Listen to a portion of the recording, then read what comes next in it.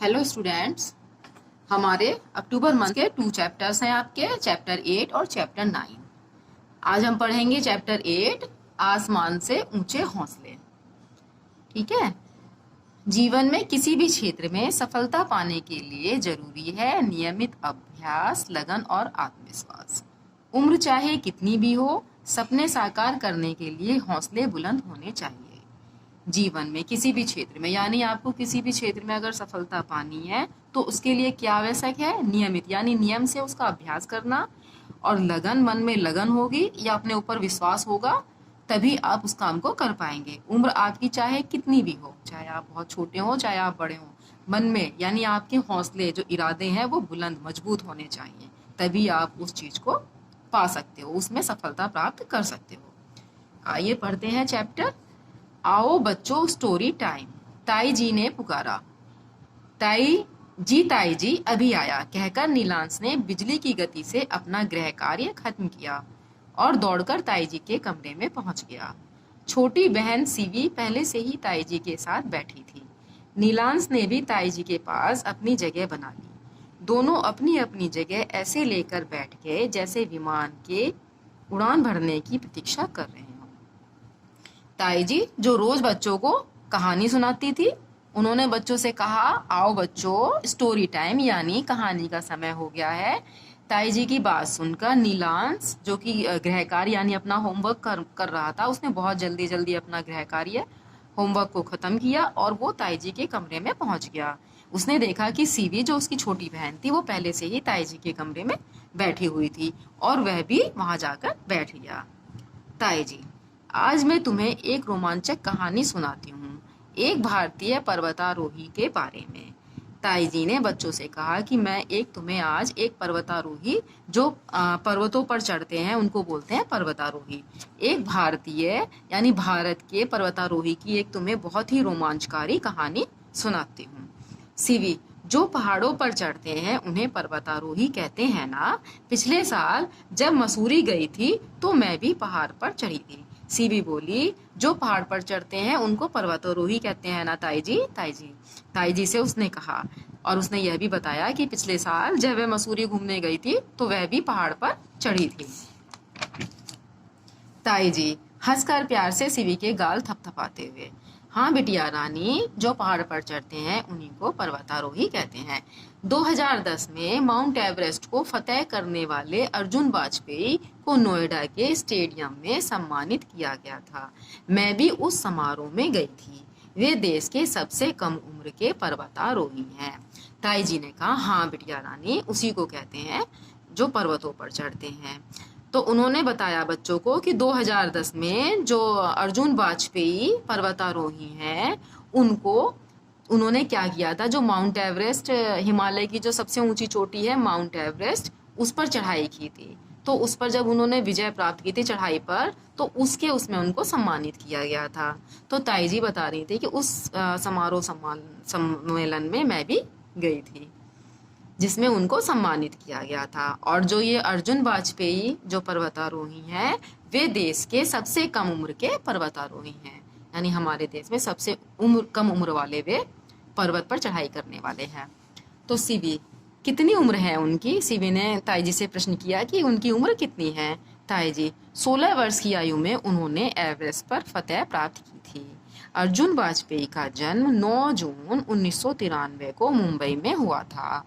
अपने सम्मान समारोह में अर्जुन ने बताया, मेरा बचपन का सपना पूरा हो गया। यात्रा के दौरान बहुत कठिनाइयों का सामना करना पड़ा।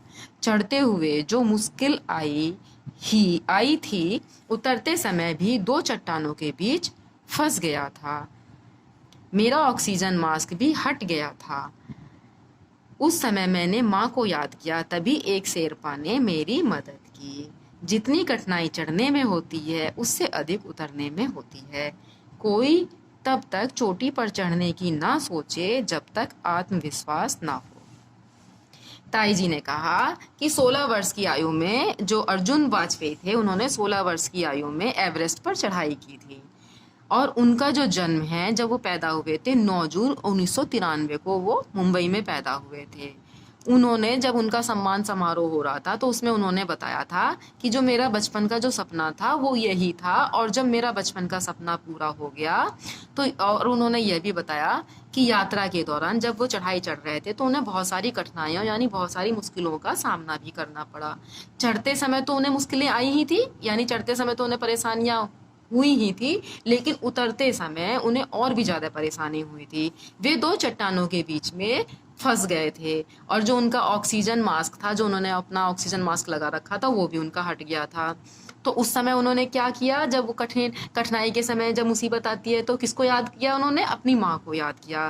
तभी एक शेरपा होते हैं जिनको पहाड़ों पर चढ़ने की अभ्यास होता है, यानी वे 24-25 हजार फीट तक बड़े आसानी से जो है चढ़ जाते हैं। तो इस प्रकार एक जो शेरपा थे उन्होंने उनकी मदद की थी। जितनी कठिनाई चढ़ने में होती है उससे अधिक उतरने में होती है। कोई, वो बता रहे थे, कोई तब तक चोटी पर नहीं चढ़ सकता जब तक कि उसको अपने अंदर यानी उसको खुद पर भरोसा ना हो, आत्मविश्वास उसके अंदर अगर नहीं होगा तो वो चोटी पर चढ़ाई नहीं कर सकता, उसके बारे में चढ़ने के लिए भी ना सोचे। नीलांश और सीवी टकटकी लगाए सुन रहे थे। नीलांश और जो सीवी थे वो बहुत ही ध्यान से ताईजी की बातें सुन रहे थे। नीलांश: ताईजी, इतनी कामयाबी पाने के लिए अर्जुन वाजपेयी बचपन से ही अभ्यास करते होंगे ना? ताईजी: हाँ, वह बता रहे थे कि उनकी दिनचर्या बहुत नियमित थी। वह सुबह 4 बजे उठकर ध्यान और प्राणायाम करते हैं, प्रतिदिन जिम जाते हैं, 70-80 किलोमीटर साइकिल चलाते हैं। नीलांश ने ताईजी से पूछा कि अगर उन्होंने इतनी कामयाबी प्राप्त की है, यानी इतनी कामयाबी पाई है, तो उन्होंने जरूरी बचपन से अभ्यास किया होगा। ताईजी बोली, हाँ। वह जब अपने सम्मान समारोह में बता रहे थे कि जो उनकी दिनचर्या यानी उनके जो दैनिक कार्य थे वो बहुत ही नियमित, यानी उन्होंने उनमें एक नियम बना रखे थे। वह सुबह 4 बजे उठते थे, ध्यान करते थे और प्राणायाम यानी योगा करते थे। प्रतिदिन वे जिम जाते थे एक्सरसाइज करने के लिए, और 70-80 किलोमीटर साइकिल चलाते थे अपने आप को फिट रखने के लिए। नीलांश: बाप रे, 70-80 किलोमीटर!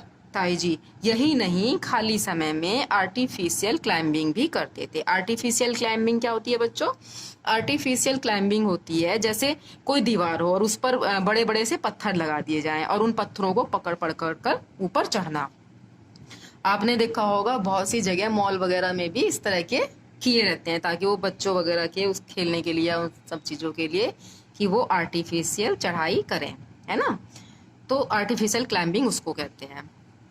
सीवी: क्या वह थकते नहीं हैं? ताईजी: जिनके हौसले ऊंचे होते हैं वे कभी नहीं थकते। माउंट एवरेस्ट को फतेह करने के बाद से तो अर्जुन ने पीछे मुड़कर नहीं देखा। कंचनजंगा, ल्होत्से, मनासलू, चोयू, मकालू और अन्नपूर्णा चोटियों पर चढ़ने का गौरव भी प्राप्त किया है। और सबसे चौंकाने वाली बात बताऊं, कंचनजंगा की चढ़ाई तो उन्होंने अल्पाइन स्टाइल में की है। जब सीवी ने ताईजी से कहा कि क्या वे थकते नहीं है, तो ताईजी बोले, जिनके हौसले यानी जिनके इरादे पक्के होते हैं, ऊंचे होते हैं, तो वे कभी नहीं थकते हैं। माउंट एवरेस्ट की फतेह यानी विजय प्राप्त करने के बाद उन्होंने क्या किया? पीछे मुड़कर देखा ही नहीं, और उन्होंने कंचनजंगा, जो कि हिमालय की चोटियां हैं, कंचनजंगा, ल्होत्से, मनासलू, चोयू, मकालू और अन्नपूर्णा, बहुत सारी चोटियां हैं, उन पर भी उन्होंने चढ़ाई की है और उसका भी उन्होंने गौरव प्राप्त किया है। सबसे बड़ी चौंकाने वाली बात यह है कि जो कंचनजंगा की जब उन्होंने चढ़ाई की तो वो एक अल्पाइन स्टाइल में की। अल्पाइन स्टाइल किसको बोलते हैं? अल्पाइन स्टाइल बोलते हैं बिना ऑक्सीजन मास्क के, यानी बिना ऑक्सीजन सिलेंडर के पहाड़ की चढ़ाई करना, उसको बोलते हैं alpine style. Neelansh: alpine style यह क्या होता है ताईजी? नीलांश ने अल्पाइन स्टाइल के बारे में ताईजी से पूछा, तो ताईजी ने बताया, मतलब बिना ऑक्सीजन सिलेंडर के उन्होंने कंचनजंगा की चढ़ाई की। शेरपा की मदद भी नहीं। शेरपा की मदद मैंने बताई थी ना, शेरपा वे होते हैं जिनको पहाड़ों पर चढ़ने की बहुत अभ्यास होता है और वो 24-25 हजार फीट चढ़ने की उनकी क्षमता होती है। नीलांश: हमारी शिक्षिका ने बताया है कि कंचनजंगा विश्व की तीसरी सबसे ऊंची चोटी है, यहाँ सबसे ज्यादा हिमस्खलन होते हैं। सच में अर्जुन वाजपेयी बहुत निडर, साहसी और मेहनती हैं। नीलांश बता रहा था कि जो हमारे टीचर हैं, हमारी जो शिक्षिका हैं, अध्यापिका हैं, उन्होंने हमें बताया है कि जो कंचनजंगा है वो जो विश्व की 3rd नंबर यानी तीसरी सबसे ऊंची चोटी है। और वहाँ हिमस्खलन यानी वहाँ हिमस्खलन बोलते हैं जो पहाड़ों पर जो बर्फ जमी होती है वो खिसकती है, उसको हिमस्खलन बोलते हैं। तो वहाँ सबसे ज्यादा जो है हिमस्खलन भी होता है। सच में जो अर्जुन वाजपेयी हैं वह बहुत ही निडर, जो डरते नहीं है, साहसी यानी बहुत ही हिम्मती हैं, और मेहनती यानी बहुत ही परिश्रमी हैं, जिन्होंने कंचनजंगा की चढ़ाई की। ताई जी, बेटा इतनी कामयाबी पाने के लिए मन में लगन, आत्मसंयम और नियमित अभ्यास करना बहुत जरूरी है। तब ताई जी ने नीलांश को समझाया कि जब इतनी कामयाबी हमें मिलती है वो हमारे मन में जो है अगर लगन होगा, आत्मसंयम होगा, यानी हमने अपने लिए अपने आत्म पर नियंत्रण होगा हमारे उस पर, और नियमित अभ्यास यानी नियम से हम अभ्यास करेंगे तो हम यह कामयाबी पा सकते हैं। सीवी, और बहुत ताकत भी तो होनी चाहिए। अगली बार आपके पास जब नोएडा आएंगे तो अर्जुन भैया से मिलवाने चलेंगी ना। तब सीवी ने कहा कि जब हम अगले साल आपके पास आएंगे नोएडा में तो आप जो है अर्जुन भैया से हमें यानी अर्जुन वाजपेयी जो है उनसे हमें मिलवाने के लिए ले चलेंगी। तो ताई जी ने हंसकर कहा हाँ हाँ जरूर, क्यों नहीं, ले चलूंगी। तो आपने इस पाठ में देखा कि जो अर्जुन वाजपेयी एक पर्वतारोही हैं, उन्होंने अपने जो अपने काम है, जो नियमित वर्क है उनका, जो नियमित दैनिक दिनचर्या यानी उनकी जो दैनिक दिनचर्या है तो उन्होंने उनको नियमित किया हुआ है, यानी नियम से ही वो अपने सारे काम करते हैं, और रोज 70-80 किलोमीटर साइकिल चलाते हैं, यानी वो उसके लिए बहुत ही अभ्यास करते हैं, तभी तो वो पर्वतों की चढ़ाई आराम से कर पाते हैं। तो उनका सपना था पर्वतों की चढ़ाई करना, तो उन्होंने वो किया। इसी तरह से आप भी अपना सपना पूरा करने के लिए आपको भी अपने जीवन में एक नियम बनाना होगा, ताकि आप उस नियम से अपने काम को करते रहें। जब आप उसको नियम से करेंगे तो आप उस पर सफलता जरूर प्राप्त कर सकोगे। तो आपने इस चैप्टर से क्या शिक्षा ली? यही शिक्षा ली कि मन में जो है हमारे जो हौसले हैं यानी जो हमारे इरादे हैं वो बहुत मजबूत होने चाहिए, और हमें अपने इरादों को पूरा करने के लिए नियमित अभ्यास और अपने मन में लगन, पक्की लगन और अपने ऊपर विश्वास जरूर करना चाहिए। तभी आप अपनी इन काम को पूरा कर पाओगे और जीवन में सफलता प्राप्त कर सकोगे।